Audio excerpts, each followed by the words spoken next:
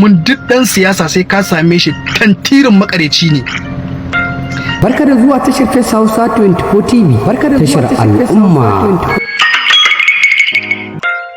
Masu raro sai ku gyara zama tsab domin jiwo kullum ku abin da ke faruwa a nan gane da jakadan da Ibro sun tafi wani gari domin birnin su kayan ma'adanai na ƙasa, kayan aiki na sojojin ƙasar Abdurrahman Chani, sojojin ƙasar jamhuriyar Nijar. Masu raro dai da kan kai ku cikin wannan harkar shan bidiyon da muna fatan za ku gyara zama domin jiyo kunnuwan ku tsaf abin da ke faruwa, wanda wasu kwa ɗan cikin jamhuriyar Nijar ɗin suna cewa idan sun sa kati a cikin layin wayarsu na cikin ƙasar na jamhuriyar suna ganin ana zazzare musu wasu kuɗaɗe na daban, har wasu sun fara ƙorafe-ƙorafe a dangane da wannan abu da ke faruwa.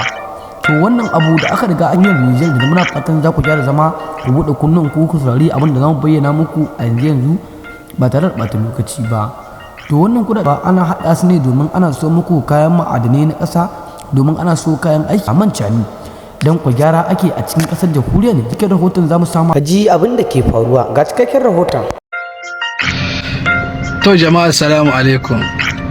To jama'a mun ji an ce wato 'yan siyasan mu na Nijar suna nan suna yi tabin gwamnatin Chani a hankali, suna nan suna yi ta masu dubara, suna nan suna yi ta masu ladabi da biyayya bisa kan yaushe ne za a zuwa a yi watan da ta siyasa su kuma su shigo su buga wasu su.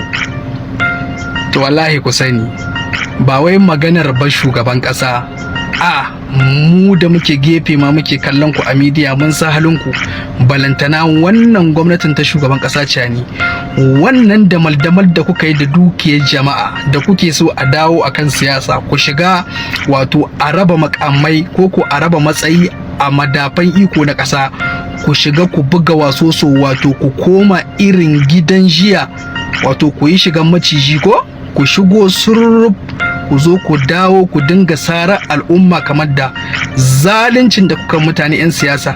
Wallahi ku rubuta wannan a tarihi, ya riga ya tafi kenan, abadan ba zai taɓa dawowa ba. Kasata 'yan tarayya ku yi shekara 13 kuna halaka al'umma, wato ba dare ba rana, yanzu ku dawo ku zo kuna ma gwamnati ladabi. Wato yaushe ne za a zo a yi sabon kundi na ƙasa, wato sai a zo a raba matsayi, sai a tsaye da siyasa, wato sai a ba kowa matsayi, wato sai a ci gaba da yi ma ƙasa aiki. Maƙaryatan banza, maƙaryatan wai, alakar muke kallon ku. Yanzu wannan jama'a ka ji wai a kira mutum ana mai interview ɗan siyasa, a ce maka menene sana'ar ka, kaji mutum wai ya ce wai shi sana'ar shi wato siyasa ce, saboda ya ɗauki al'umman mu kamar jahilai, ya ɗauke su kamar ɗubgagu, ya ɗauki al'umman mu ba san abin da suke yi ba. Yanzu kai siyasa sana'a ce, zo ka gaya mana menene jarinta. Ni dai abin da na san jarin siyasa, abu na farko, jarinta na farko shine